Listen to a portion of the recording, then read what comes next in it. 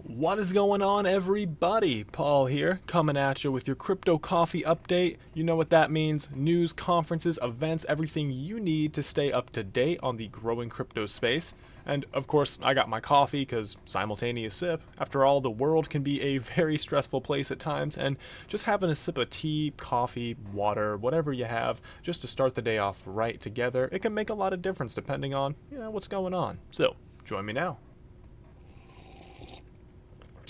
Alright, with our ceremonious sip out of the way, let's go ahead and roll on into the news of the day, with India's central bank denying the formal creation of a blockchain unit. This is something we discussed, I believe 2 or 3 Crypto Coffee updates ago, so let's go ahead and check out the clarification since there are some pros and cons to this reporting. You can see here the RBI has denied the formal creation of an AI or blockchain technology research unit, with the clarification coming from CoinCrunch India. So cheers to them. They were able to do some research on the Economic Times reporting that cited just 2 anonymous sources who were allegedly, quote, familiar with the central bank's plans, end quote.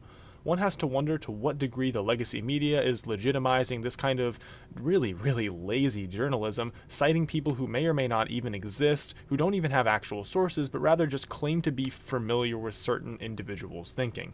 This amounts to nothing more than a sensationalist blog post and a lowbrow tabloid that you would see on a newsstand out in the street corner of New York City, rather than echoing the long-standing tradition of journalistic integrity. So it's great to see that individuals at CoinCrunch India are still carrying the mantle of doing your own research. Round of applause for this gentleman, Sangvi, who actually did the research and got the information straight from the horse's mouth. You can see from the RBI, quote, there is no new unit created formally in RBI for the purpose, blockchain, crypto, and AI, mentioned in RTI query, end quote. So, like I said, great to see journalism alive and well in some segments of the crypto space. And this is something that we unfortunately see relatively frequently here in crypto. After all, there's a low barrier to entry, pretty much anybody can be a reporter. This is something that we've discussed before a few Crypto Coffee updates ago about the fact that this can make a huge difference for individuals in developing nations, or just individuals who need a side income.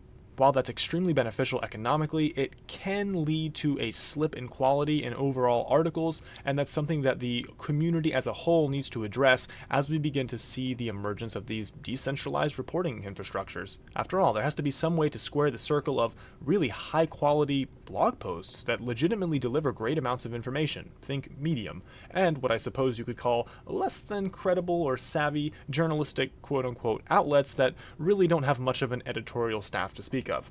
This reminds me a lot of the recent announcement from the Intercontinental Exchange and the company Byte with their partnership with Microsoft and Starbucks. Here's a picture of the article from Starbucks' own website talking about the announcement. Taken directly from the article, you can see that, quote, as a flagship retailer, Starbucks will play a pivotal role in developing practical, trusted, and regulated applications for consumers to convert their digital assets into US dollars for use at Starbucks, end quote. However, look at the highlighted portion. They already serve 15 million Starbucks Reward members, so it doesn't say exactly how these digital assets will be converted into US dollars and how that payment system will look. Assumingly, this will be more of a digital ledger technology application for a reward system rather than being able to waltz into your nearest Starbucks and buy a mocha frappuccino with Bitcoin. Unfortunately, this is what most of the individuals in the crypto space read. They immediately saw the news, freaked out, started typing away on their MacBooks, just talking about how, oh, I'm going to be able to buy my mocha frappuccino with my credit card at Starbucks using Bitcoin. And that's not what happened at all. Perfect example of what I mean by over-sensationalism and over-reporting. Here's a clip from Chronos Crypto, a fantastic YouTuber, go check him out, about how you too can become a quadruplenaire from talking about blockchain. I'm your host, Chronos, and today I'm going to share how to make millions of dollars as a blockchain consultant. All you have to do is say this: blockchain, blockchain, blockchain, blockchain, blockchain, blockchain, blockchain, blockchain, blockchain, blockchain, blockchain, blockchain, blah blah blah blah blah blah blah blockchain, block, distributed ledger technology. Alright, all jokes aside, he's a fantastic YouTuber, you should check him out, does great work, but realistically that seems to be the general precedent for some individuals in the space. Simply mentioning digital ledger technology or blockchain has become all the rage and in vogue, so it's more important than ever to do your own research. After all, check behind me, I put all the sources below in the description, and feel free to join the Discord, we're always talking about good stuff in there. Changing gears back to India, it looks like this lack of regulation is leading to some issues with investors and exchanges alike. One of the largest exchanges in the country, ZebPay, was forced to shut down since a complete lack of clarification means that while blockchain technology is welcome in the country, cryptocurrency is anything but. You can see here customers no longer have a meaningful way to interact with the outlet. In contrast, as said, blockchain technology is heralded and welcomed as the national stock exchange is looking for uses for the technology, potentially even implementing a central bank digital currency. Another potential application for the government is e-voting on the blockchain. However, the application for the general Indian citizen remains opaque.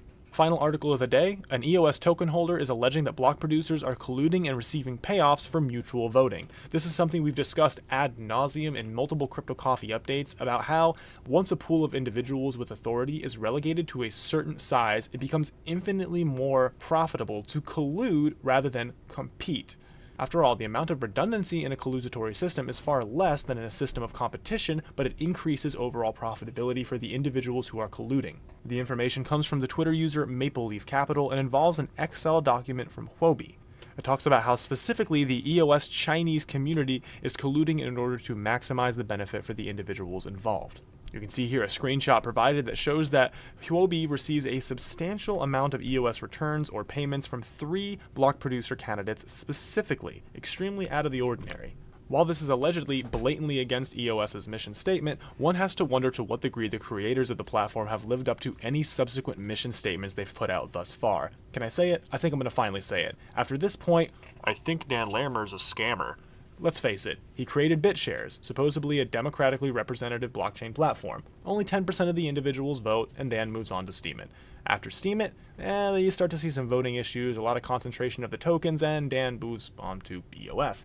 EOS, heralded as the smart contract network of the future with low barriers to entry, suffers consistent issues such as the inflation of RAM prices, the collusion of block producers, etc. As said, we've covered this ad nauseum, and at this point you can do your own research or check back in the Crypto Coffee updates. Let me know if you want a specific video on EOS or if I'm just beating a dead horse here. I think it would be nice to aggregate all the information into one place so new users can know exactly why this legacy database system posing as a blockchain is such a major threat to the ecosystem. So let me know what you think of that below in the comments. Should I do it? Should I make the video? It's up to you. But that's all we have for the news today. Let's go ahead and check out the conferences and events happening in the world.